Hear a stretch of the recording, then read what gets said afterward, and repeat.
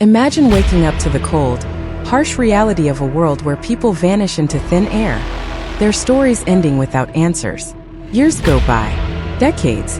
The search for the truth grows colder with each passing day, until someone finally cracks the case.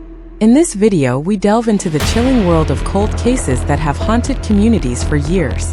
These unsolved mysteries will leave you questioning everything you thought you knew about justice, fate, and the truth.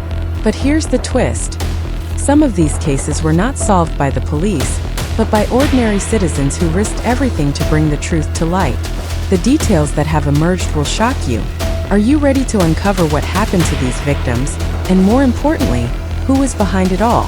Stick with us to the end, because the truth might be more dangerous than you can imagine. Sarah Goldstein was 28 years old when she disappeared without a trace on a quiet Friday night. It was 1994. No one saw her leave her apartment. Her neighbors didn't hear anything. And yet, the door was found wide open when police arrived at the scene. For years, Sarah's disappearance puzzled investigators. The only clue they had was a mysterious note found under her door. It read, "She was never meant to leave," but who had written it? Why was it left so cryptically? And most importantly, where was Sarah? Her family was devastated, and Sarah's case quickly became a cold case. No leads, no suspects, just an unsettling silence. Years went by and the case grew colder, but a breakthrough came in 2008, when a retired private investigator named James Stone decided to revisit the case. James had been a detective during Sarah's time, and he couldn't shake the feeling that something was off about the entire investigation. James started digging through old files, speaking with past witnesses, and retracing Sarah's final steps. He even interviewed her ex-boyfriend, who had always been a person of interest but was never fully investigated. In a shocking twist, James uncovered a hidden layer to Sarah's life, one that no one had suspected. A secret online relationship that Sarah had been involved in for months before her disappearance. Was it love? Or was it something more sinister? Then one night, James received an anonymous tip. It led him to an old, abandoned warehouse on the outskirts of town. Inside, he found a shocking discovery. Sarah's personal items, neatly arranged on a table. The scene mirrored something out of a horror movie, but it was all too real. Was Sarah alive? Or had someone been hiding her for years? Benjamin Harris was last seen in 1991, standing outside his family's restaurant on a rainy Tuesday evening. His parents were in the kitchen preparing dinner when they heard a loud noise, followed by silence. Benjamin's bike, found a few blocks away, was the only evidence left behind. For nearly 2 decades, the case went nowhere. Benjamin's parents fought relentlessly for answers, but the case grew stagnant. There were no solid leads, and many suspected that Benjamin had run away from home, tired of the pressures placed on him. But in 2011, a breakthrough came. A young detective named Lisa Coleman had taken over the case.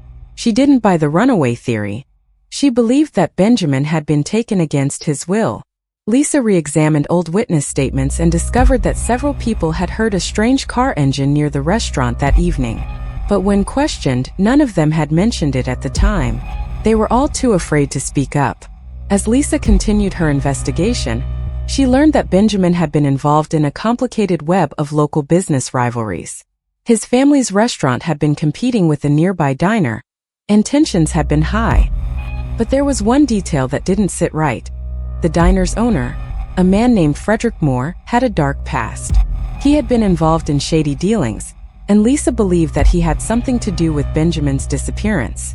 It took years of persistence, but in 2015, the truth came to light. It was Frederick who had kidnapped Benjamin, intending to force him into working for his diner. But the situation escalated, and Benjamin fought back, resulting in Frederick's accidental death. In the end, Frederick's own family covered up the crime to protect their business. Benjamin's remains were found in a hidden storage facility, buried under a false name.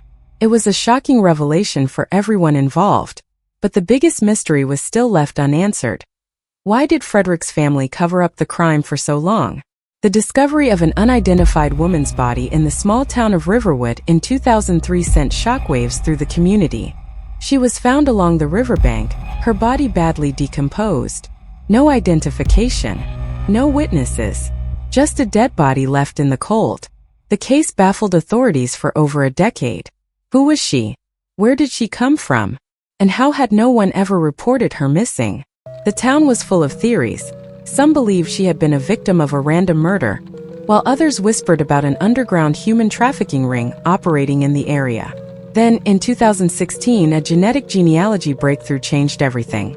A group of dedicated amateur sleuths, using DNA testing and public ancestry databases, identified the woman as Grace Collins, a missing person from a neighboring state. Grace had been living in a small, isolated town before she disappeared. The more investigators looked into her life, the more they realized how strange her story had been. Grace had been running from someone, or something, and had tried to change her identity multiple times. It was as if she was being hunted. And then came the bombshell. Grace's ex-husband had been a former convict with connections to organized crime. Was Grace's death a tragic accident? Or was it part of something much darker that involved high-level corruption? The final twist came when a new witness came forward, claiming that they had seen Grace just days before her death, meeting with a man who had once been a key player in a multi-state crime syndicate. Was Grace trying to expose the truth before her life was cut short? And who was the person responsible for her murder? Emily West was 24 when she was found dead in her apartment, but it didn't look like a typical crime scene. There were no signs of forced entry, no obvious injuries. Just Emily lying lifeless in her bed. For years, the case remained unsolved. Was it an overdose? A tragic accident? Or something more sinister? In 2019, a journalist named Thomas Hayes decided to take on the case. Emily had been a college student studying criminal justice.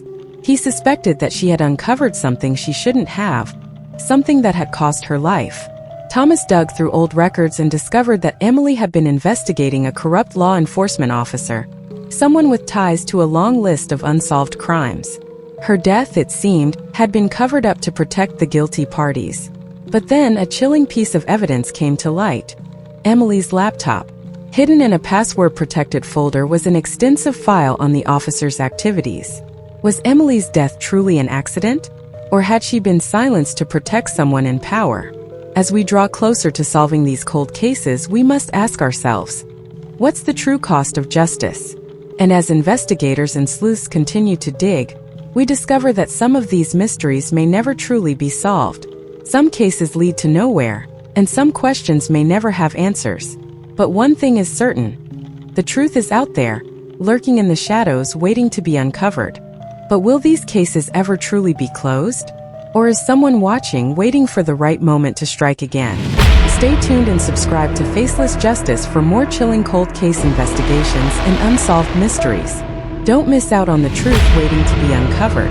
Hit that subscribe button and join the journey of justice, one cold case at a time. Disclaimer. This story is a dramatized true crime narrative created for informational and entertainment purposes.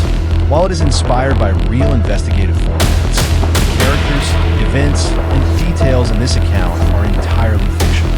Any resemblance to actual persons, living or deceased, or to real events is purely coincidental. The content is not intended to accuse, defame, or cause harm to any individual.